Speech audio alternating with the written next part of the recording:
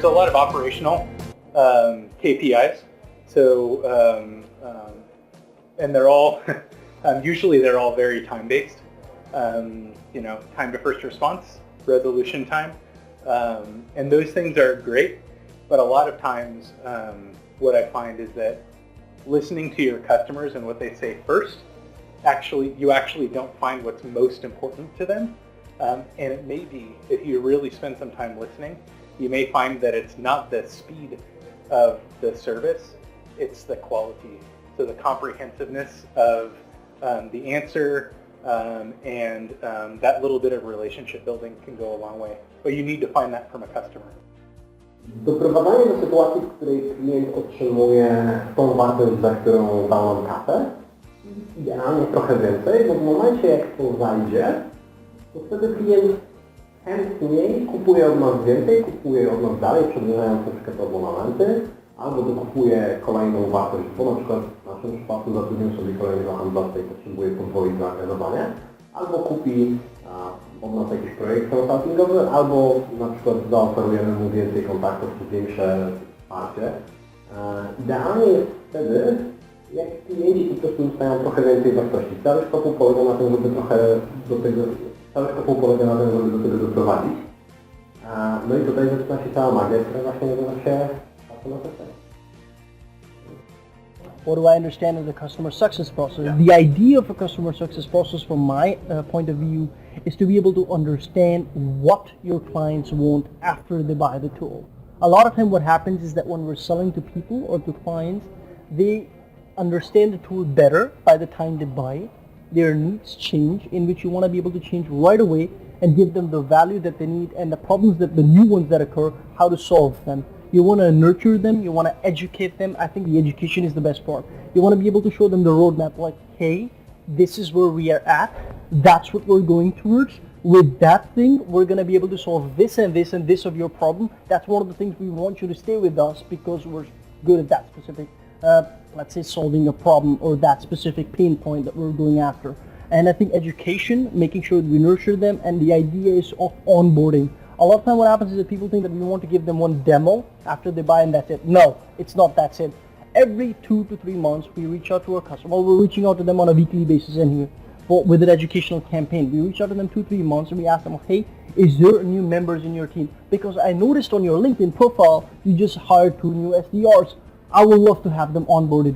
What do you think? What times would suit you the best? So you're kind of proactive, which is very well taken from those people, and they want to take the most of it. And they go, yeah, well, cool person. You build a relationship over the telephone as well as email conversation, and you shoot your SDRs kind of connecting with LinkedIn, shooting them informational packets. So you're kind of being proactive rather than just sitting back and going, you know what, I give a demo, that's enough. No, you be upfront and you want to make sure that you get them and stay with you for a longer period of time. So for me, a customer success process is when a customer has achieved success. So basically, it's not just about us getting them through and spending their money. A good customer, a retaining customer that will stay with you forever, is a customer that constantly needs your platform. So we invest in things like education to make sure a customer doesn't just buy a tool, but buys a solution. Nie jest to łatwe do zdefiniowania, tak? Tak naprawdę jest to wartość dodana, jaką osiąga Twój klient ze współpracy z Tobą. I teraz ten proces jest procesem, przez który on przechodzi, żeby osiągnąć jak największą wartość.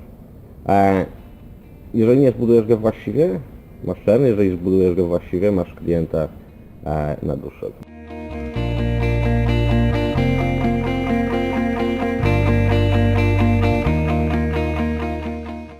I let him continue doing exactly what he's doing.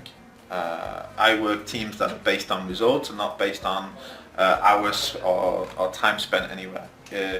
If you can hit your target and play golf 3 times a week, keep doing what you're doing. If it's not broke, don't fix it. So I highly recommend not overcomplicating situations.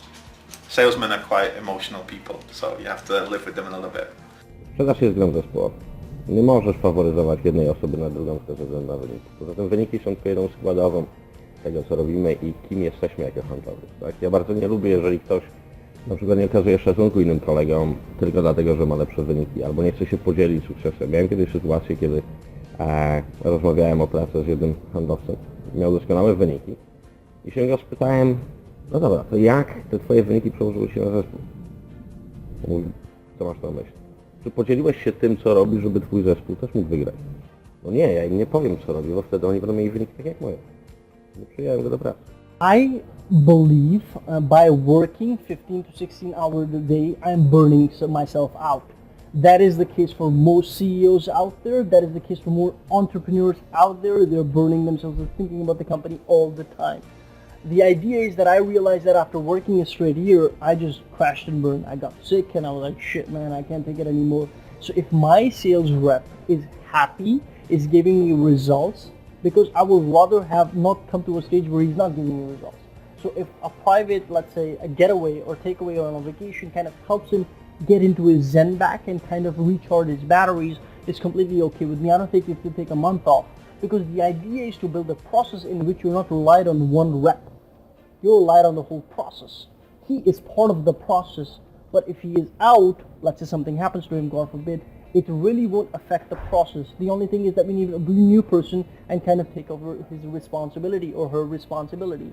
So the idea is that if I want my reps to be at the top of the game, motivated and be on the shape and with the same focused mind every single day, if their getaway is a vacation and they come back with more motivation and let's say more concentrated will of power to work, I'm completely okay with that. Intuicyjna odpowiedź, która się nasuwa, to wszystkie rzeczy, które są negatywne. Zwalnia albo daje naganę, obcina mu premię, cokolwiek takiego, ale jak się nad tym chwilę zastanowić, to coś się mogło stać. Ktoś mógł, nie wiem, zachorować w rodzinie, albo trzeba było pomóc, nie wiem, przyjacielowi. Nie wierzę w ryzykowość, w tym sensie, że zwykle tego typu sytuacje są rzadkie, a poza tym będzie wyjątkowe i zwykle każda jest inna. W związku z czym to, co robię, to prawdopodobnie w momencie, gdy się o tym dowiaduję, to też ma znaczenie, jak się o tym dowiedziałem i po jakim czasie, to rozmawiam z tą osobą. No i wtedy zachowuję się odpowiednio do sytuacji przy wybranych danych, ale na pewno nie działałbym impulsywnie. So I have a model that I think about with this. You can either, as a salesperson, you can either work your ass off and hit your number, do your best work and hit your number. You can work your ass off really hard and miss your number. You can also sit on your ass and do nothing and miss your number, or you can sit on your ass and do nothing and hit your number.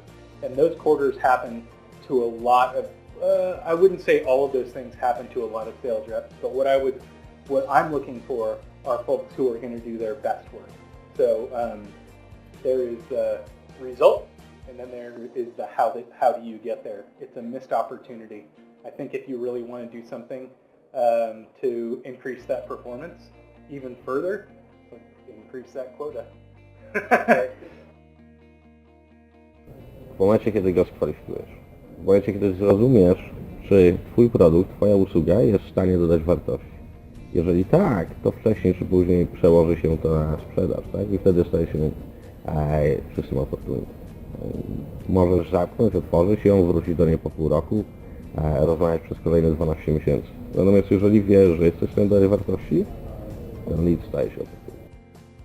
When, in my opinion, a lead becomes an opportunity, when I understand fully what their problem is and how we can solve it. W RightHello mówimy o kwalifikowanym lidzie jako o opportunity.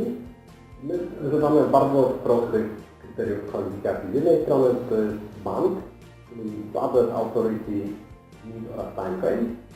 I opowiem króciutko o każdym z nich, bo to się składa na rezultat. Budget, czyli czy klient ma przynajmniej tyle kasy, ile kosztuje nas najmniejszy pakiet. Jeżeli nie, no to prawdopodobnie nie mamy o czym rozmawiać.